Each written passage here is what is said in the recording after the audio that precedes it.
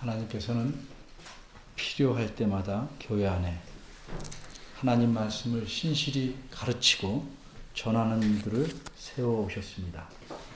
그 위대한 하나님의 일꾼들이 가르치고 전한 설교를 들어서 하나님을 더욱 잘 섬기는 데 도움이 되었으면 합니다. 이런 마음으로 앞으로 가끔씩이나마 그런 분들의 설교를 간추려서 번역하여 전하려고 합니다. 오늘은 그 첫 번째 시간으로 워필드 목사님의 설교를 전하려고 합니다. 워필드 목사님은 1851년에 태어나서 1921년까지 약 70년을 이 땅에서 사셨습니다. 이분은 미국에 있는 프린스턴 신학교에서 33년간 가르치신 교수입니다. 그 당시는 성경을 하나님의 말씀으로 믿지 않으려는 경향이 짙었습니다.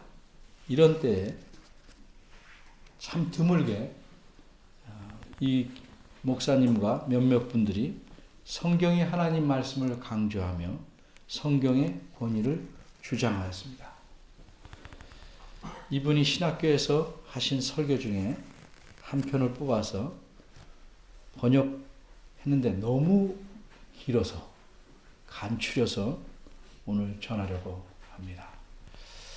보통 설교 하나가 20페이지 이상씩 되기 때문에 그걸 다 하려면 아마 제 설교 몇 개에 묶어놔야 되는 겁니다. 그래서 추려서 전해서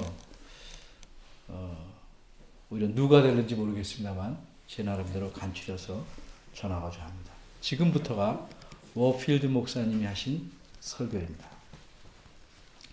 놀랄만한 기적이 일어났습니다. 베드로와 요한이 오후 기도 시간에 성전으로 들어갈 때 한 가난한 불구자를 만납니다. 이 불구자 안진뱅이는 성전 문 앞에 앉아서 예배하러 오는 사람들에게 구걸합니다. 베드로와 요한이 그를 고쳐주었습니다. 나사렛 예수의 이름으로 일어나 걸어라 라고 말하면서 고쳐주었습니다. 그러자 많은 사람들이 그 광경을 보고 놀랐습니다. 베드로는 그 기회를 잡아서 군중들에게 예수님을 증거합니다. 베드로는 사람들에게 말하기를 예수님의 이름으로 그 이름을 믿기에 예수님께서 이 병자를 고쳐주셨다고 증거합니다. 그러나 좋은 일에 모든 사람이 좋아하진 않습니다. 백성들 중에 사두개인 지도자들은 이 일을 크게 싫어합니다. 그래서 베드로와 요한을 잡아서 감옥에 집어넣습니다. 그 다음 날입니다. 사내들인이라는 그 나라의 의회, 국회 같은 그 나라의 지도자들이 모인 회의 앞에 이 두 사람을 세우고 신문합니다. 그들은 이렇게 묻습니다. 무슨 권세와 누구의 이름으로 너희가 이 일을 행하였느냐? 그런데 이런 질문 자체가 모욕적인 것이고 화가 나서 경멸하는 투로 말한 것입니다. 왜 그러냐 하면 그 당시에는 여러 도시를 돌아다니는 아주 무례한 유대인들이 있었습니다. 그들은 어떤 이름을 주문처럼 외우며 그 힘으로 이상한 일들을 행하고 다녔는데 사도들도 마치 그런 사람들처럼 취급해서 공개적으로 질문했기 때문입니다. 사도행전 4장 8절과 9절입니다. 이런 질문을 받자 베드로는 성령이 충만해서 그들에게 이렇게 말합니다. 백성의 관원과 장로들아, 만일 병인에게 행한 착한 일에 대하여 이 사람이 어떻게 구원을 얻었냐 이렇게 우리에게 질문한다면 이 말에서 주목할 것이 몇 가지 있습니다. 첫째는 이 말에서 우리를 강조했습니다. 우리. 둘째는 착한 일, 선한 일을 강조했습니다. 나쁜 일은 그 당한 사람에게 손해를 배상해야겠지만 이 두 사람이 행한 일은 나쁜 일이 아니고 선한 일입니다. 더구나 이 사람은 아픈 사람이었고 이 두 사도들이 행한 선한 일로 구원을 얻었습니다. 10절입니다. 너희와 모든 이스라엘 백성들을 알라. 이렇게 베드로는 말합니다. 그리고 그의 대답은 절정에 이릅니다. 물은 질문에 베드로는 나사렛 예수 그리스도의 이름으로 그랬다라고 대답합니다. 근데 이 말에 또 붙은 표현이 있는데 예수를 꾸며주는 말입니다. 너희가 십자가에 못 박고 하나님이 죽은 자 가운데서 살리신. 여기서 너희는 강조된 말입니다. 너희를 강조하고 또한 하나님을 대조시킵니다. 너희가 십자가에 못 박혀 하나님이 살리신. 매우 격한 대조입니다. 이렇게 예수 그리스도의 이름으로 이 사람이 건강하게 되어 너희 앞에 서 있다고 말하고 있는 것입니다. 이어서 11절입니다. 베드로는 예수님을 가리켜 이 예수는 너희 건축자들이 버린 돌이지만 집 모퉁이의 머릿돌이 되었다고 말합니다. 확신하건대 이처럼 날카롭고 대담한 답변에는 더 이상 질문이 나올 수가 없을 것입니다. 게다가 그 공의의 의원들, 지도자들 가운데는 고침을 받은 사람이 살아있는 증거물로서 서 있습니다. 베드로는 계속해서 말합니다. 12절입니다. 베드로는 그들이 멸시한 나사렛 예수에 대해 이 세상에서 내린 판결과는 달리 하늘의 법정에서는 어떤 판결을 내렸는지 그 사실을 알려줍니다. 이 세상에서는 그를 죄인이라고 죽였지만 하늘에서는 그가 의롭다고 살려내셨다 이 말입니다.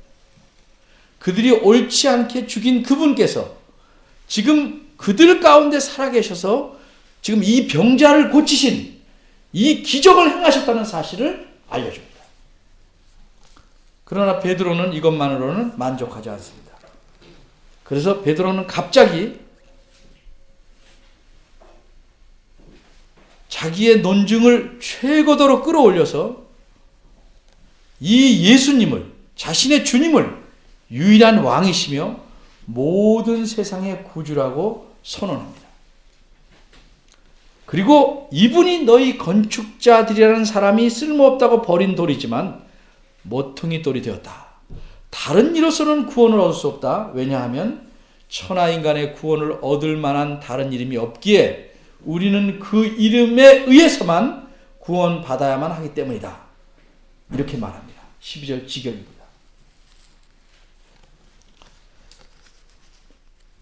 이제 그들은 나팔처럼 크게 울리는 거룩하고 순전하지만 도전적인 베드로의 설교에 대항해서 한마디 하기에는 너무 늦었습니다. 베드로의 이 답변은 이미 대항하기 힘들며 도전을 넘어서는 것이며 선언적인 말씀입니다. 베드로는 이 말씀을 통해서 세상 앞에 부끄러워하지 아니하고 생명의 구주이신 예수 그리스도의 전령으로 나서서 그분이 왕 되신 그 왕의 특권을 선언하는 것입니다. 베드로는 산헤드린 공의회의 회원들이 비웃는 얼굴을 하고 있고 그들이 이 지금 배우지 못하고 무식한 베드로에 대해서 보이는 그 압도적인 모양새를 향해 위대한 선언을 말한 것입니다. 그들이 십자가에 못 박은 나사렛 예수 그리스도는 지극히 거룩하고 의로우신 분으로서 하나님의 거룩한 종이시지만 너희들이 그분에게 사악한 손을 대어서 심각하게 죄를 저지른 것이다. 이렇게 말합니다. 그러나 예수님은 하나님의 거룩한 종이실 뿐만 아니라 비록 너희들이 그분을 죽였으나 사실은 그분이야말로 주님 자신이며 생명의 근원이시다. 따라서 이 세상이나 장차 올 세상이나 존재하는 모든 생명이 그분의 손으로 모여들어야 할 것이다 라고 말한 것입니다.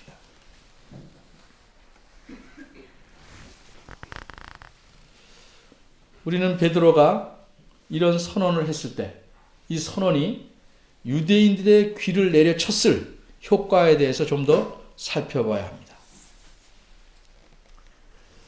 이 선언을 듣는 그 사람들은 참 곤혹스러웁니다. 너희들이 그분을 죽였다. 그러나 그분은 진정 죽은 자들에게서 살아나셔서 지금 이렇게 놀라운 일을 행하고 계시다. 자기의 능력을 나타나고 계신다. 자신의 병에서 구원받아 여기 안진뱅이가 서 있다.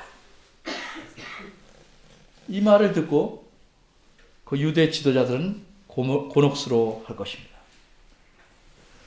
누가 예수의 이름으로 행해진 이 병고침을 부인할 수 있겠는가?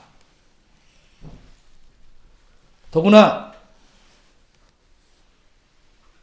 자신의 허약함, 못 배우고 무식한 사람인 베드로가 여기 서 있습니다. 베드로는 어떤 사람이었습니까?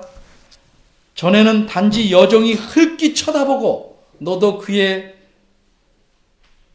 제자지 하는 말을 듣고 놀라서 주님을 부인했던 사람.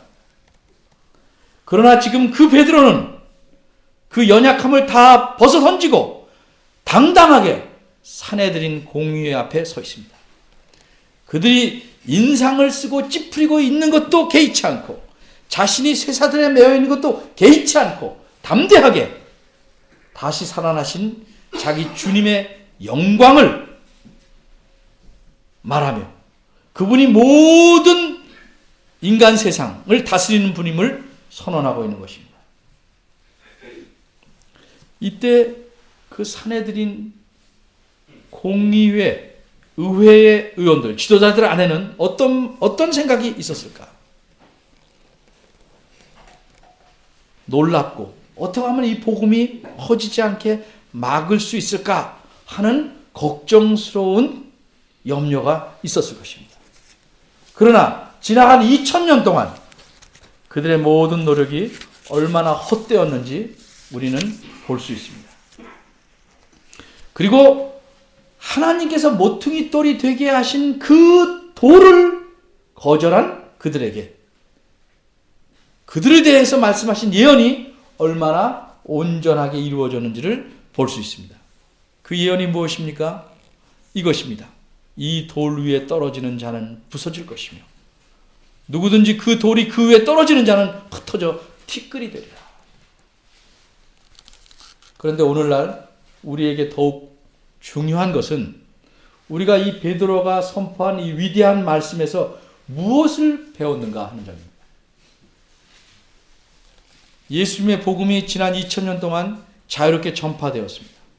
그 2000년 기간의 시간이 지난 뒤에 우리는 베드로가 성령이 충만하여 분명하게 말했던 이 말씀에서 과연 무엇을 배웠는가? 무엇을 깨달았는가?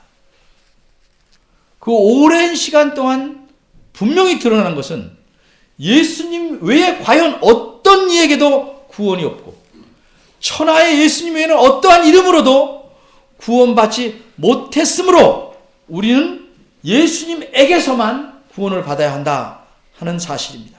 그런데 과연 이 놀라운 사실을 우리가 이해하고 있는가?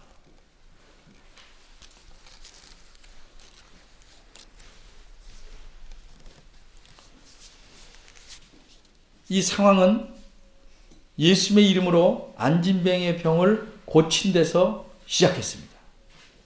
베드로는 자신의 말에서 이 육체적인 병을 고친 것을, 그 안진뱅이가 건강해진 것을 구원이라고 말합니다. 이 사람이 어떻게 구원을 얻었느냐고 우리에게 질문한다면, 그런데 베드로가 이해한 구원은 단지 육체적 구원만이 아니라 영적인 구원도 포함하는 것입니다. 영적인 구원이란 죄의 용서와 사람을 거룩하게 만드는 성령의 능력을 받는 것을 포함합니다.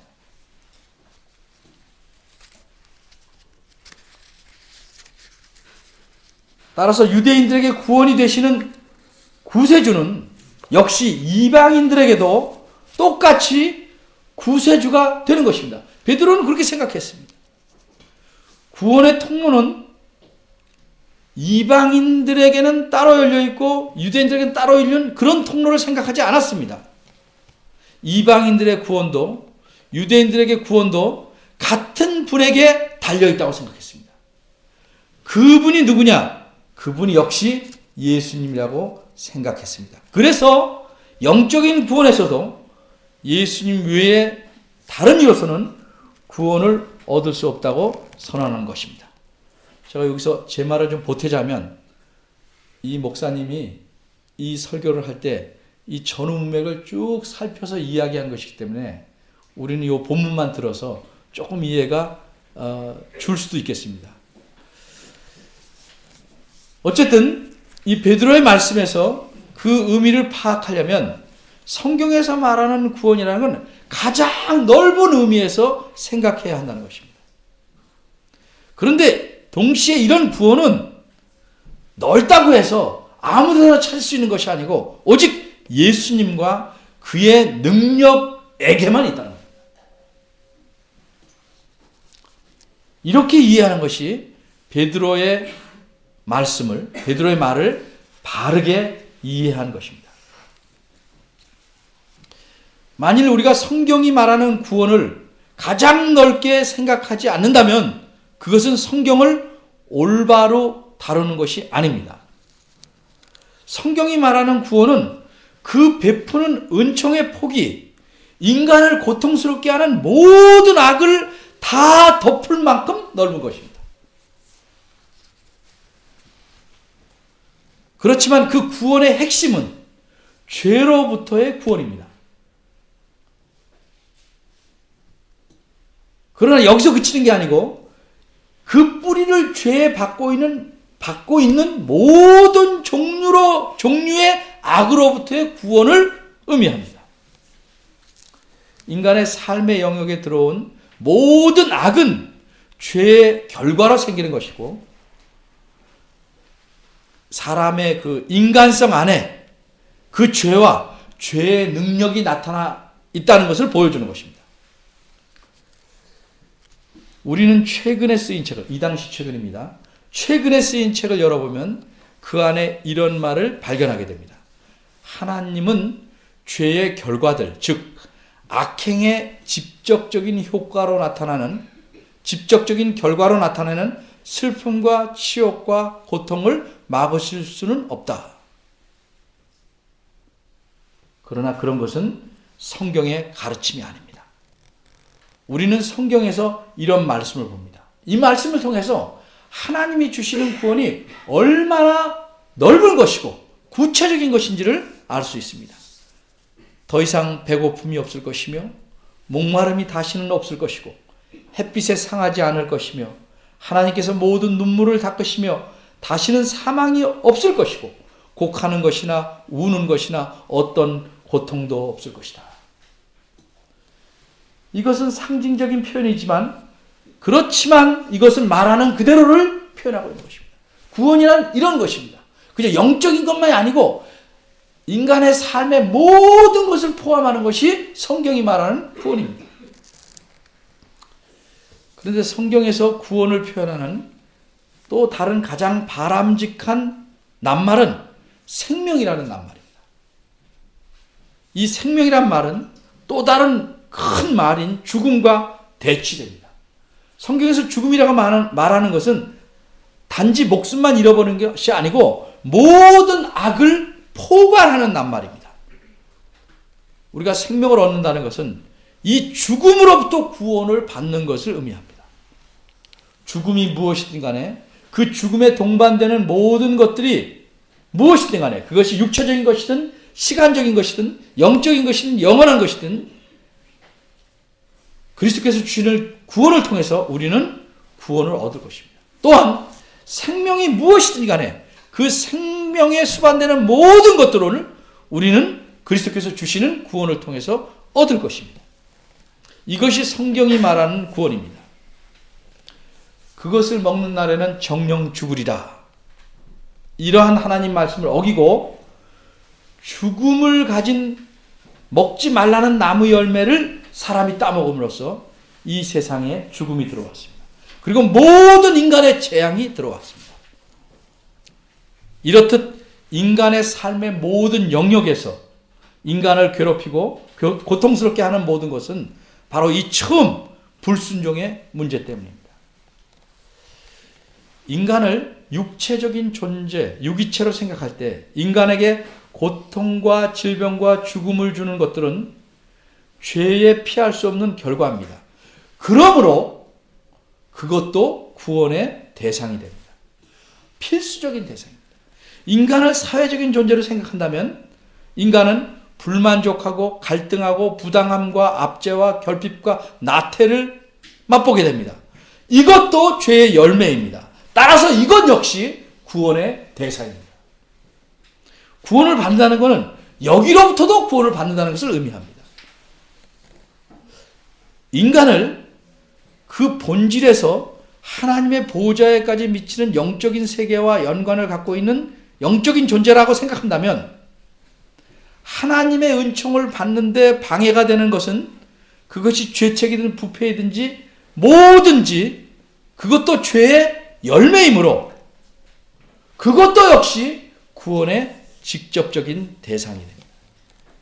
따라서 우리는 성경에서 말하는 구원이라는 것은 죄뿐만 아니라 죄의 영향이 미치는 최대의 모든 범위에까지 치료가 미치는 것이다. 이렇게 이해하는 것이 성경이 말하는 구원입니다. 성경이 말하는 구원이라는 것은 죄와 그것으로 인해서 미치는 모든 것을 다 포함하는 포괄적인 것이다 하는 말씀입니다. 이렇게 우리가 성경이 말하는 구원을 제대로 이해했다면 우리는 우리가 받은 이 구원을 참으로 귀하고 높게 생각해야만 합니다.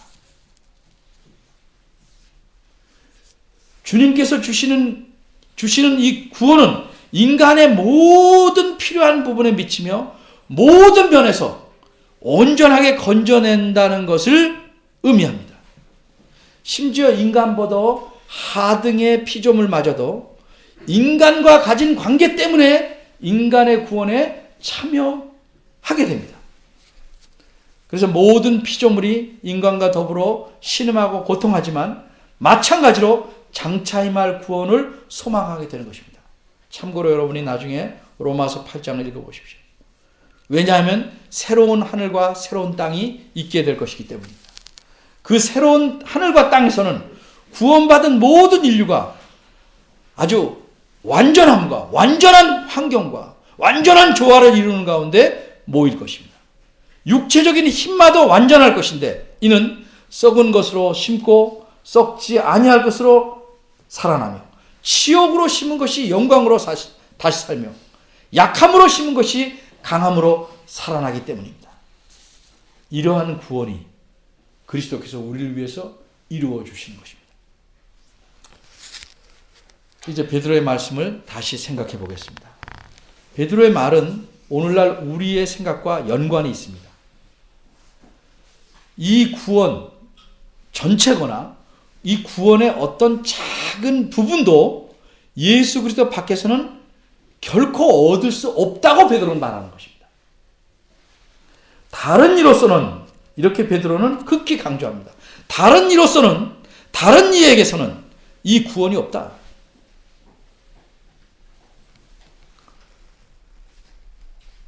왜냐하면 천하에 하늘 아래 우리가 구원을 얻어야 하는 다른 이름이 인간에게 주어진 일이 없기 때문입니다. 그런데 베드로의 관심은 이 구원이 위대하다는 것에 있는 것이 아니고 이 구원을 이루시는 나사렛 예수 그리스도의 위대하심에 관심이 있었습니다.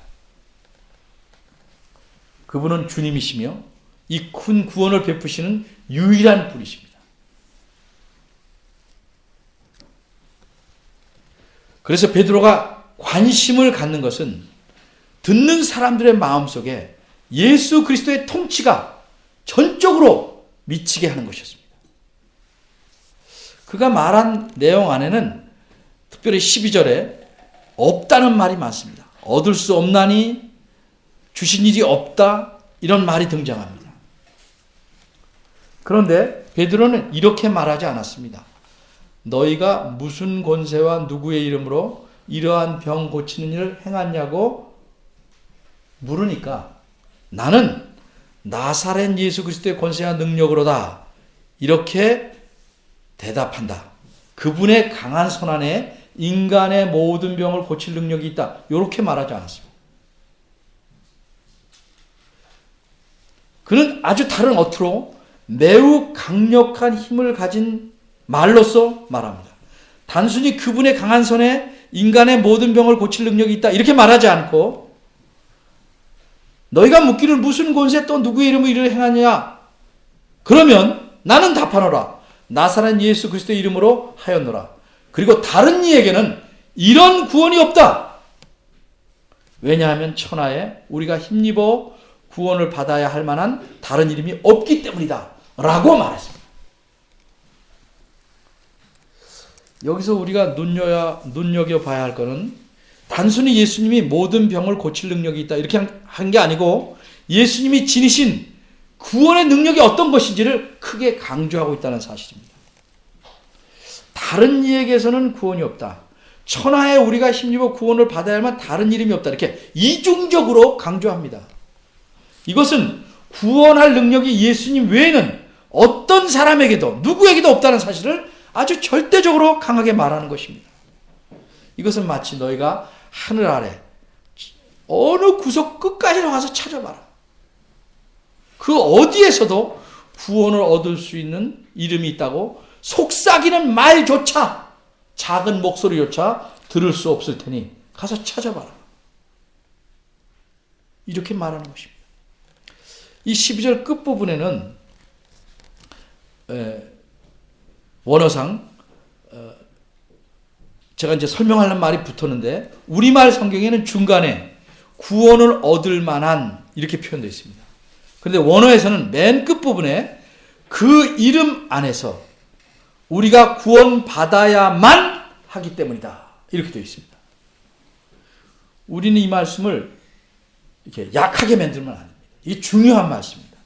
이 말은 우리가 혹시 구원받을 수 있다거나 받으면 좋겠다는 의미가 아닙니다. 베드로는 여기서 분명히 우리가 그리스도 예수의 이름 안에서 구원받아야만 한다고 말합니다. 우리가 구원받는 것은 오직 그분 안에서만이라고 말하는 것입니다. 다른 가능성은 전혀 없다는 것입니다. 이렇게 강하게 해야만 한다라고 문장 끝에서 말한 것은 마치 뭘 만들어 놓고 마지막 못질을 세게 하는 것과 같습니다. 오직 예수 그리스도 안에서만 구원이 있다는 사실을 아주 천명한 것입니다. 따라서 베드로가 말씀한 핵심은 오직 예수에게만 구원이 있다는 사실을 말하는 것입니다. 사람들의 손에 의해서 잔인하게 십자가에 달렸던 예수님이 이제는 그분 앞에 모든 사람들이 무릎 꿇고 경배하며 천하의 모든 만물과 혀가 예수 그리스도는 주님이라고 고백할 바로 그분에게만 구원이 있다는 사실을 말하는 것입니다. 예수님에게만 구원이 있다. 이것이 바로 복음의 핵심입니다. 엄밀히 말해서 단지 구원 받으세요, 구원을 얻으세요 라고 선포하는 것이 아니고 예수님이 구주다, 이렇게 전파하는 것이 복음의 핵심입니다. 예수님 자신이 복음입니다. 예수님이 계시지 않는 곳에는 복음도 없습니다. 따라서 구원은 오직 예수님만을 통해서 얻는다는 사실이 복음의 진수입니다. 처음부터 예수님 자신도 그렇게 분명하게 말씀하셨습니다. 내가 길이요 진리요 생명이다. 나로 말미암지 않고는 아무도 아버지께로 올 자가 없느니라. 따라서 예수 그리스도를 믿는 자만이 구원을 받을 것입니다. 그리스도가 없이 사는 자들은 아무런 소망이 없을 것이며 이 세상에서 하나님 없이 사는 것입니다. 그래서 요한은 이렇게 말합니다. 하나님의 아들이 있는 자에게는 생명이 있고 그 아들이 없는 자에게는 생명이 없느니라. 요한에서 5장 12절입니다. 그런데 이런 복음의 배타성, 이것만이 복음이다 하는 사실 때문에 수많은 다른 종교를 가진 사람들의 눈에는 기독교가 아주 고집스러고 독선적인 것처럼 보입니다. 그래서 역사를 보면 기독교만 유독 아주 격렬하고 잔인한 핍박을 수없이 받아왔습니다. 그렇지만 기독교는 여러 종교들 중에 하나가 아닙니다. 기독교만이, 예수님을 믿는 이 기독교만이 유일하고 타당한 종교입니다. 기독교만이 그리스도를 통해서 구원을 주시기 때문입니다. 이처럼 기독교의 독특성을 주장하는 것은 2000년 전이나 그 이후 시대나 오늘날에도 역시 인기가 없는 일입니다. 하지만 오늘날에는 예수 그리스도가 구세주다, 예수 그리스도만 구세주다 이렇게 전한다고 해서 사람들이 우리를 사자굴 속에 집어넣지는 않습니다. 그런데 교묘하게 우리에게 압박을 가합니다. 세상의 다른 모든 종교들의 말이나 가르침도 좀 들어봐야 하지 않겠냐? 들어보면 예수에게만 구원이 있다고 고집하지 않을 수도 있지 않겠냐? 이렇게 압박을 가합니다. 그러나 베드로는 분명히 말했습니다. 다른 이에게는 그 구원이 결코 없다. 왜냐하면 다른 이름이 천하에서 사람들 가운데 하나님께서 주시지 않았으므로 그 이름 안에서만 우리가 구원받아야만 하기 때문이다 라고 베드로는 말했습니다. 저는 여러분들에게 간청합니다. 예수님 곁에 다른 소위 구세주들이 비빌 만한 자리를 하나 만들어 놓으려거나 예수님과 동등한 위치에 있는 구주로 인정하고 싶은 유혹이 여러분 마음에 생길 때 다음 세 가지를 기억하시기 바랍니다. 첫째는 예수님께서 하신 대부부, 다른 말로 대위임령이라는 말씀을 기억해야 합니다. 마태복음 28장 18절 19절 말씀입니다.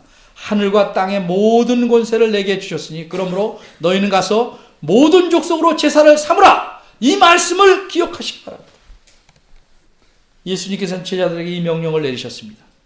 그런데 이 명령이 과연 지나온 2000년의 역사를 보면 실수였습니까?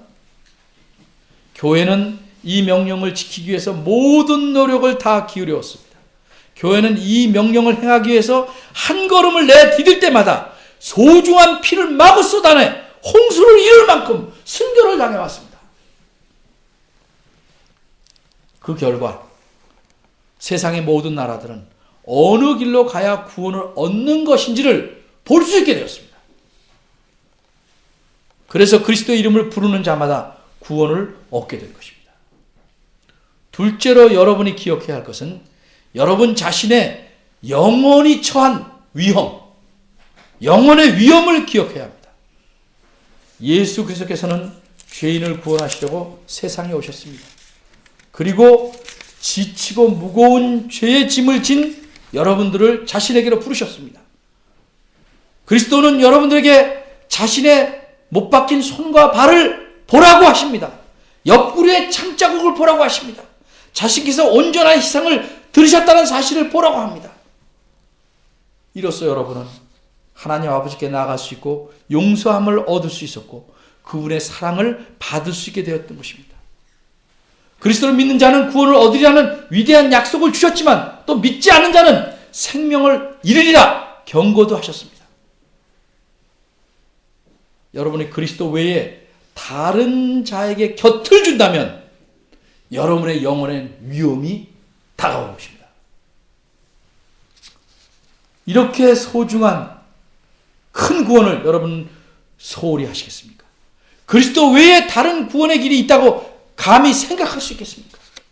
물론 다른 위대한 인물들도 여러분의 주의를 충분히 끌 만큼 훌륭하고 여러분을 인도하려고 이리저리 시도할 수도 있습니다. 그러나 이 세상의 지혜는 여러분이 편협하다고 비웃고 여러분에게 하나님에게로 가는 다른 길들을 알려드리려고 할 것입니다. 그래서 제가 여러분들에게 말씀드립니다. 여러분 자신의 영혼의 안녕을 위해서, 평안을 위해서 말씀드립니다. 이 세상은 자신의 지혜로 결코 하나님을 아는 데 이룰 수 없다는 사실입니다. 이 세상에는 스스로 하나님을 아는 데 이룰 수 있는 지혜로운 자가 하나도 없습니다. 하나님께서 이 세상의 지혜를 미련하게 하시지 않았습니까? 망하는 자들은 십자가의 도가 미련하다고 멸시하기 마련입니다. 구원에 이르는 것은 하나님의 능력이고 이것을 떠나서는 구원이 없다는 사실을 명심하시기 바랍니다. 여러분의 영혼이 위험하지 않도록 여러분이 기억해야 할 사실은 예수 그리스도만이 유일한 길이며 유일한 진리며 유일한 생명이라는 사실입니다. 그러기에 아무도 그리스도로 말미암지 않고는 하나님께로 나아갈 수가 없습니다. 그리스도의 보혈을 통하지 않고서는 죄인이 결코 하나님에게로 나아갈 수가 없는 것입니다. 우리가 셋째로 기억할 것은 우리의 구세주이신 예수 그리스도의 영광입니다. 여러분은 예수 그리스도를 믿는 분입니다. 그래서 여러분의 마음엔 기쁨이 가득할 것인데 여러분들이 그리스도 안에 있고 그분의 구원을 누리고 있기 때문입니다. 그러니 형제 자매 여러분, 축복받은 삶을 누리는 동료들이요, 여러분의 주님이시며 구주이신 그리스도께서 왕이심을 기억하시기 바랍니다. 그래서 여러분은 그분의 영광과 명예를 늘 소중히 여기십시오. 그분은 주권적인 구원을 베푸시는 주님으로서 자신의 손에 삶의 모든 문제를 주관하고 계십니다. 그분은 하나님의 우편에 계시며 구원을 위해서 이 땅에 흐르는 모든 영향들의 흐름을 주관하십니다. 그러니 여러분은 항상 마음으로 그분을 존경하며 끊임없이 그분을 찬양해야 할 것입니다. 그분에게 합당한 영광을 돌려야 합니다. 자신의 손으로 구원을 이루신 예수 그리스도는 여러분의 유일한 구세주이시며 앞으로도 영원히 그리하신 분입니다. 다른 구원자는 없습니다. 오직 예수님만이 여러분의 구주이십니다. 이와 같은 고백이 여러분의 생애의 모든 통로에서 울려 퍼지게 하시며 여러분의 영혼의 저 깊은 후미진 곳에서도 가득 차게 하십시오.